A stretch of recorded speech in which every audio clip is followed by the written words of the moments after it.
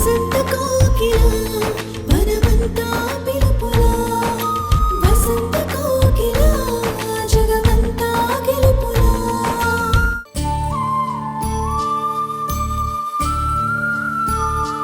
ఇదేంటి ఈయనొక్కరే వచ్చారు?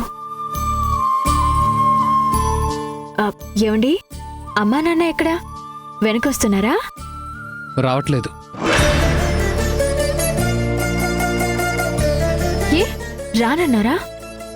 రాకూడదు అన్నారు. రాకూడదన్నారా? ఎందుకు? అంకుల్ ఫ్రెండ్ కొడుక్కి ఒంట్లో బాగోలేదంట. అతనంటే మీ అమ్మ నాన్నకి చాలా ఇష్టం అంట. చూడ్డానికి ఊరు వెళ్ళాలని చెప్పారు. మా అమ్మ నాన్నకి ఇష్టమైన వ్యక్తా? ఎవరా ఫ్రెండ్? ఏమో, నాకేం తెలుసు? మీ నాన్న ఫ్రెండ్స్ ఎవరు నీకే తెలియాలి. నాకు తెలిసి అలా ఎవరూ లేరండి. అందరూ నీకు తెలియాలని ఏముంది సంధ్య? మేబీ నువ్వు వాళ్ళ ఇంటికి రాకముందు పరిచయం ఏమో. అవునులేండి, మేబీ నాన్నగారి కొలీగ్ అయి ఉండొచ్చు. ఒకసారి నేను ఫోన్ చేసి మాట్లాడతాను. సంధ్య, మీ మామయ్య వాళ్ళు ఊరు వెళ్లే హడావిడిలో ఉన్నారు. ఫ్రీ అయ్యాక వాళ్లే కాల్ చేస్తామని చెప్పారు. అలా అన్నారా? అవును సంధ్య. అంతేకాదు, వాళ్ళు రావడానికి 4-5 రోజులు పడుతుంది కాబట్టి నిన్ను కూడా అక్కడికి రావద్దు అని చెప్పమని చెప్పారు. ఏంటి, నన్ను కూడా రావద్దన్నారా? ఇలాంటి విషయాలు ఏదైనా ఉంటే నాకు ఫోన్ చేసి చెప్తారే. అనుకోకుండా కాల్ వచ్చిందేమో. వాళ్ళు కూడా హడావిడిలోనే ఉన్నారు. హలో, ఇంకా ఏం ఆలోచిస్తున్నావు? అది కాదండి, అమ్మా నాన్నకి మన ఇంటికి రావడం ఇష్టం లేదేమోనండి. అందుకే వాళ్ళు అబద్ధం చెప్తున్నారేమో అని నాకు అనిపిస్తుంది. సంధ్య, ప్రతి విషయం నువ్వు భూతద్దంలో పెట్టి చూడొద్దు. అయినా నీకు అబద్ధం చెప్పాల్సిన అవసరం వాళ్ళకేముంటుంది? ఇక్కడికి రావడానికి వాళ్ళకి ఇంట్రెస్ట్గానే ఉన్నా ఊరు వెళ్లే పని పడ్డంతో ఆగిపోయారు. అంతకు మించి ఏం కాదు. సరే, నువ్వు ఆఫీస్కి బయలుదేరు. నేను కూడా వెంచర్ వర్క్ గురించి మలేషియా పార్టీతో మాట్లాడడానికి వెళ్ళాలి. ఆఫీసా? ఆల్రెడీ లీవ్ పెట్టేశాను. ఇప్పుడు వెళ్ళే మూడ్ లేదు. మరే మూడుంది? పోనీ ఇండోర్ కాశ్మీర్కి వెళ్ళి ఎంజాయ్ చేద్దామా? ఊరుకోండి, ఇది తప్ప వేరే ఆలోచనే ఉండదా మీకు? ఇంత అందమైన భార్య ఉండగా వేరే ఆలోచనలు ఎలా వస్తాయి? చాలా ఆపండి. నేను ఆఫీస్కి లీవ్ పెట్టాను, కానీ మీకు వర్క్ ఉంది కదా. రెడీ అయ్యి వెళ్ళండి. వెళ్తాను, కానీ ఆంటీ అంకుల్ రావట్లేదని చెప్పిన తర్వాత నేను చాలా ఫీల్ అయ్యాను సంధ్య. నేను 4 రోజుల పాటు వర్క్ బిజీలో ఉంటాను. పాప నువ్వు ఒక్కదానివే. నేను వచ్చే వరకు ఇంట్లో ఒంటరిగా ఉండాలి. ఎలా ఉంటావో ఏంటో. 4 రోజులే కదా. ఆఫీస్ నుండి 1 గంట లేట్గా స్టార్ట్ అవుతాను. ఇంటికి వచ్చి పనులన్నీ పూర్తి చేసుకుని ఫోన్ చూసుకుంటూ కూర్చుంటాను. టైం గడిచిపోతుంది, మీరు వచ్చేస్తారు, అంతే. ఇందులో మీరు ఫీల్ అవ్వడానికి, ఆలోచించడానికి ఏమీ లేదు. నువ్వు మాత్రం ఎప్పుడు బోర్ కొట్టినా నాకు కాల్ చేయి. ఎంత బిజీలో ఉన్నా సరే కనీసం 2 నిమిషాలైనా నీతో ఫోన్లో మాట్లాడతాను. నా బోరింగ్ కోసం మీ వర్క్ని డిస్టర్బ్ చేయడం ఎందుకండి? నాకేం ఇబ్బంది లేదు. నా కోసం మీరు ఇబ్బంది పడద్దు, సరేనా? పదండి, భోంచేద్దురు గాని. పద.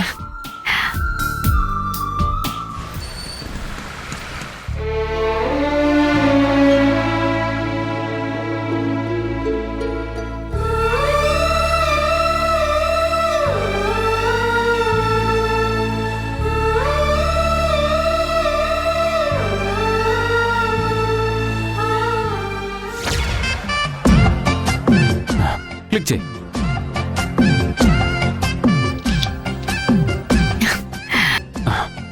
నెక్స్ట్.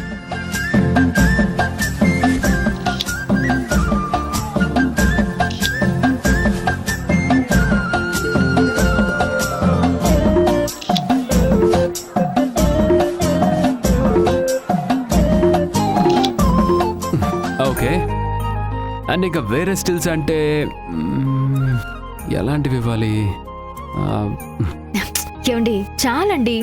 ఇంకెన్ని ఫోజులు ఇస్తారు? సంధ్య, మన ఇల్లు, మన ఫోటోలు ఎన్నైనా ఇవ్వచ్చు. ఎంతైనా చేయొచ్చు.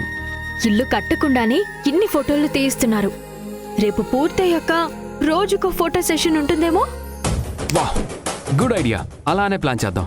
అయ్యో, అనవసరంగా చెప్పానేమో. ఏవండి, కొత్త ఇల్లంటే ఇష్టం ఉండొచ్చు గాని ఇలా ఫోజుల మీద ఫోజులు ఇవ్వడం ఎందుకు? సంధ్య, మనం ఏ పని చేసినా దానికి ఒక ప్రూఫ్ ఉండాలి. మనకంటూ సొంత ఇల్లు ఉండాలని నాన్న ఎన్నో రోజుల నుండి కలగన్నారు. అయినా కన్న తండ్రి కల నెరవేరుస్తున్నప్పుడు ఈ మాత్రం మెమరీస్ లేకపోతే ఎలా? మన పెళ్లి జరిగినప్పుడు ఫోటోలు ఎలా తీయించుకున్నాము, ఈ ఇల్లు పూర్తిగా కంప్లీట్ అయ్యాక కూడా అలానే తీసుకుందాం. ఇల్లు కట్టి చూడు, పెళ్లి చేసి చూడు అంటారు. మీరేమో పెళ్లి చేసుకుని ఇల్లు కడుతున్నారన్నమాట. ఎగ్జాక్ట్లీ. నీకు ఇల్లు ప్లాన్ గుర్తుందా? ఆ రోజు చెప్పారు కదా. చెప్పడం కాదు, క్లియర్గా నేను మళ్ళీ చెప్తాను, నువ్వు విను, ఓకేనా? ఈ కింద అమ్మ నాన్న రూమ్, ఆగ్నేయం వైపు కిచెన్, ఆ పైన మన రూమ్. మన సంతోషాలకి సరసాలకి కేర్ ఆఫ్ అడ్రస్. పోండి. కమ్.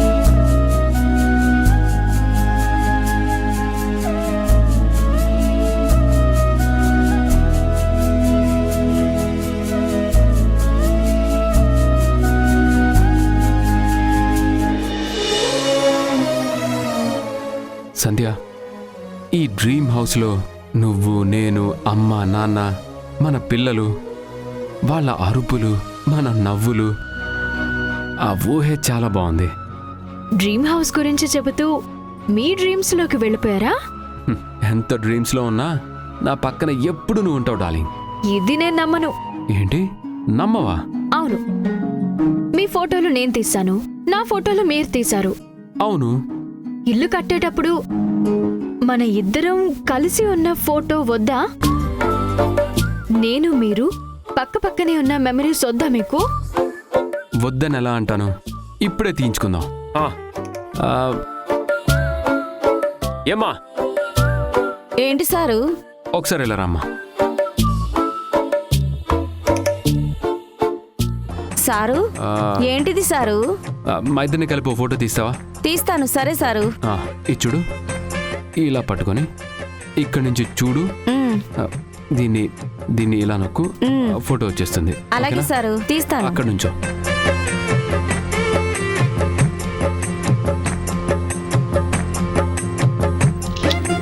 ఓకే కదా? Okay sir.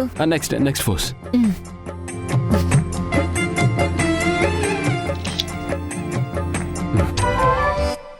ఇదేంటి సంధ్య, అలా చేతులు కట్టుకొని కాదు, నీ చేతితోటి ఇలా నన్ను పట్టుకో. ఈ చేయి ఇక్కడ వేసుకో. అక్కడ చూడు, అక్కడ.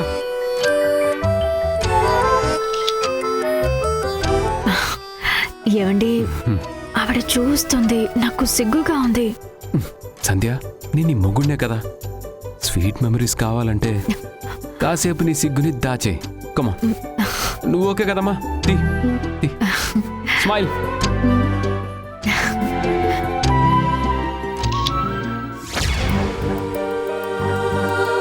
సంధ్య, ఎక్కడున్నావు?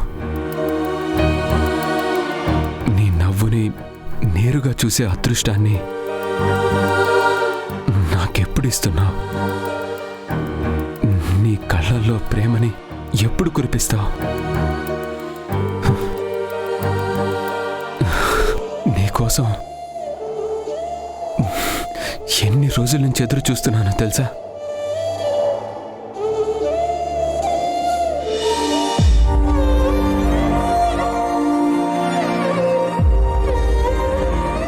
ఆర్మీలో ఉన్నప్పుడు కూడా ఇంత మిస్ అవ్వలేదు. కానీ నిన్ను చూసే రోజు వరకు ఇంకా ఎన్ని యుగాలు గడపాలో తెలియక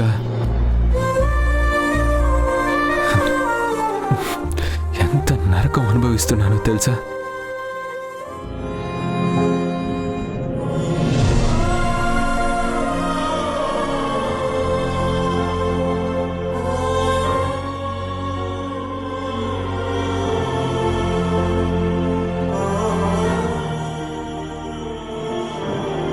స్పృహలోకి వచ్చిన వెంటనే నా కళ్ళు నిన్నే వెతికాయి.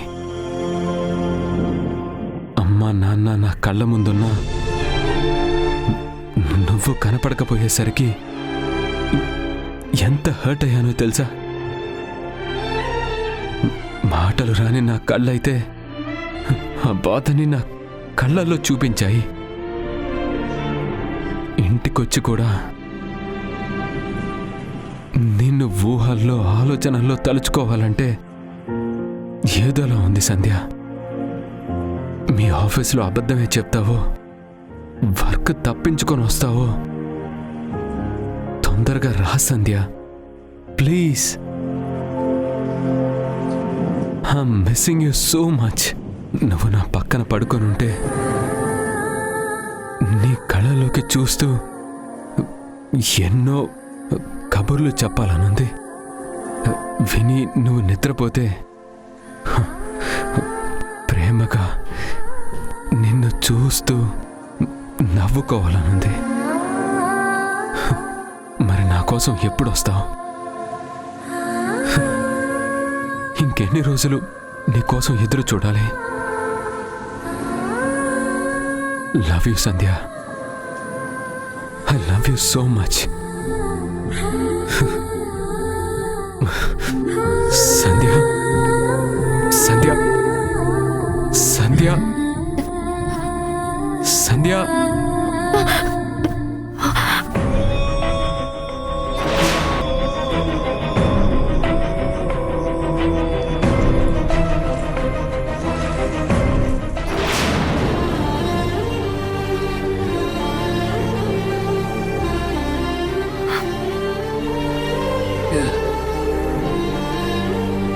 ఏమైంది సంధ్య?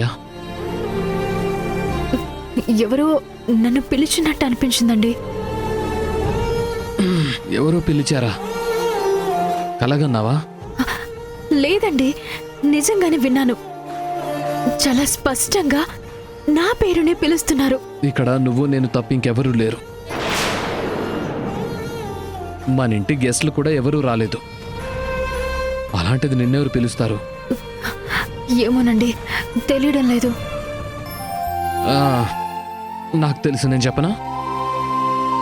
నిన్ను పిలిచింది ఎవరో కాదు, నేనే. ఏంటి, మీరా? ఇప్పటి వరకు కళ అని ఇప్పుడేంటి మీరంటున్నారు?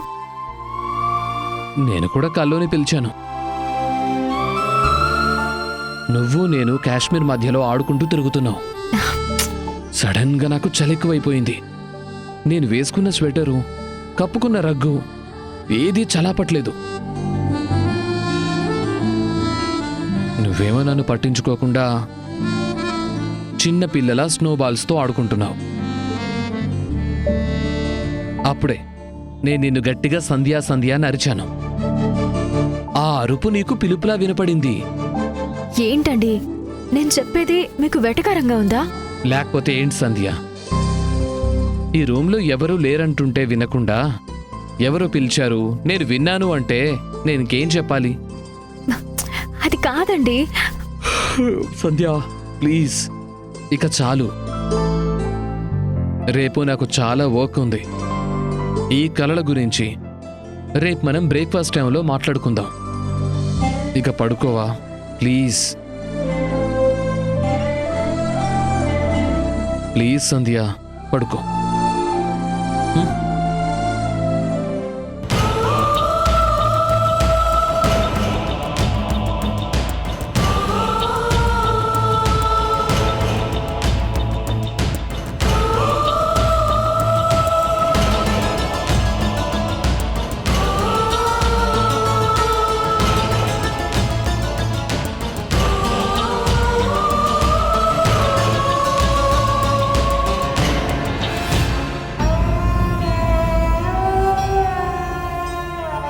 ఇది కళ కాదు.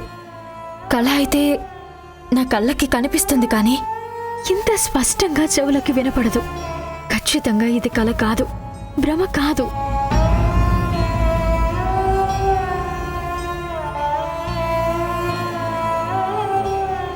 ఆ గొంతు, ఆ పిలుపు, అవును అది సూర్యదే.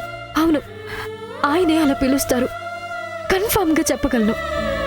ఎంతమందిలో ఉన్నా ఆ గొంతుని నేను గుర్తుపట్టగలను. కానీ ఎప్పుడూ లేనిది సడన్గా ఎందుకు ఇలా అనిపించింది? ఆయన జ్ఞాపకాలు మాత్రమే గుర్తొచ్చే నాకు ఆ పిలుపెందుకు వినిపించింది?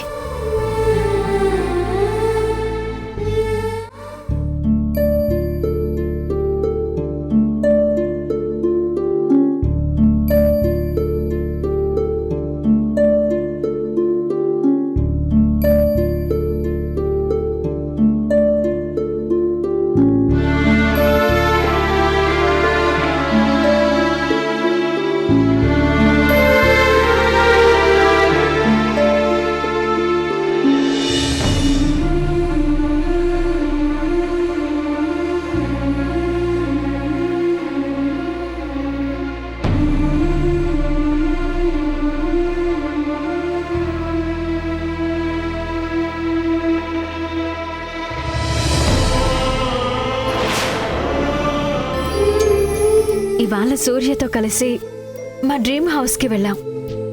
అక్కడ ఫోటోలకి సూర్య ఇచ్చిన ఫోజులు చూస్తుంటే భలే నవ్వొచ్చింది. మిలిటరీ యూనిఫామ్ వేసుకునే సూర్యలో నాకు మాత్రమే తెలిసిన ఒక చిన్న పిల్లాడు, కొంట పిల్లాడు ఉన్నాడు. అల్లరితో పాటు అర్థం చేసుకునే ప్రేమ ఆయన సొంతం కాబట్టే సూర్య అంటే నాకు ఇష్టం. కాదు, నా ప్రాణం. సూర్య కేవలం భర్తగా మాత్రమే కాదు, ఒక స్నేహితుడిగా, ప్రేమికుడిగా నన్ను అన్ని రకాలుగా అర్థం చేసుకుంటాడు. ఈ డైరీ మొత్తం సూర్య మాటలతో, ప్రేమలతో నిండిపోవాలనుకున్నాను. కానీ ఒక జ్ఞాపకంగా మారే రోజు వస్తుందని ఊహించలేదు. అందరి దృష్టిలో సూర్య దేశ సేవలో అమరుడయ్యాడు. కానీ నా మనసులో మాత్రమే ఎప్పటికీ ఆరని జ్యోతిలా వెలుగుతూనే ఉంటాడు. చీకటిగా మారినా నా బ్రతుక్కి దారి చూపిస్తాడు. Miss you Surya, I miss you so much. నేను దూరం అవ్వలేదు సంధ్య, నిన్ను వెతుక్కుంటూ తిరిగి వచ్చాను. ఇక నువ్వు రావడమే ఆలస్యం. నాన్న సూర్య, నువ్వింకా నిద్రపోలేదా? లేదమ్మా, నిద్ర పట్టడం లేదు. ఆ పుస్తకం ఏంట్రా? పుస్తకం కాదు నాన్న, సంధ్య డైరీ.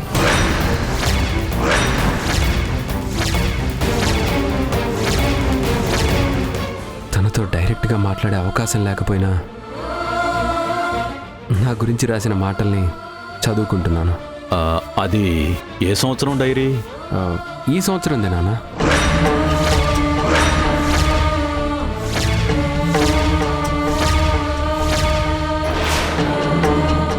మీ ఇద్దరిని వదిలి ఈ ఇంటి నుండి వెళ్లే ముందు ఏం రాసుకుందో చదవాలని చాలా ఇంట్రెస్ట్గా ఉంది. కానీ ఒక్కొక్క పేజీ చదవడం స్టార్ట్ చేస్తుంటే పేజీలు తిప్పలేకపోతున్నాను. అన్నీ కళ్ళకి కట్టినట్టు అందంగా రాసుకుంది. పాపం, నేను చనిపోయాననుకొని ఎంత బాధపడిందో. ఆ పేజీలు మాత్రం ఇంకుతో కన్నా కన్నీళ్లతోనే ఎక్కువ రాసిందనిపిస్తుంది. చదివింది చాలు గాని ఆ డైరీ ఇవ్వు. ఇవ్వరా? చదవని నాన్న, ఇవ్వు నాన్న ప్లీజ్. నేను దూరం అయిన తర్వాత తన లైఫ్ ఎలా ఉందో చదవాలని ఉంది నాన్న. ఎలా ఉంటుందిరా? నేను మీ నాన్న తప్ప ఆ పేజీల్లో వేరే పేర్లే కనిపించావు. అదంతా తర్వాత చదువుదు గాని వెళ్ళి నిద్రపోమ్మా.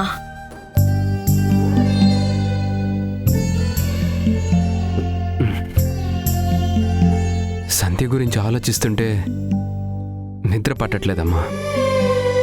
జో అచ్యుతానంద జో జో ముకుంద లాలి పరమానంద రామ గోవింద.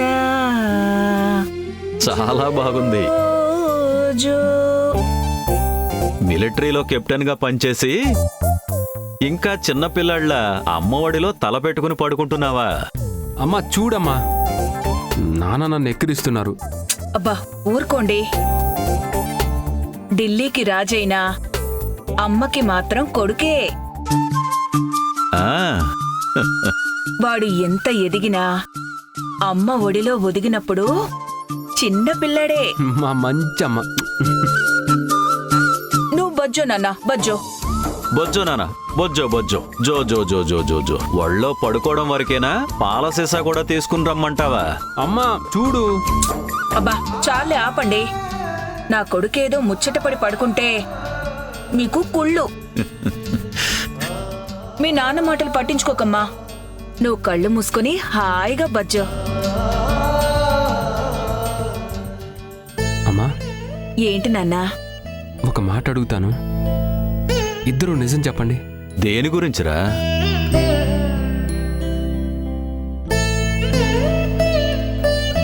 నేను చనిపోయానని తెలిసిన రోజు మీరిద్దరూ ఎలా రియాక్ట్ అయ్యారు?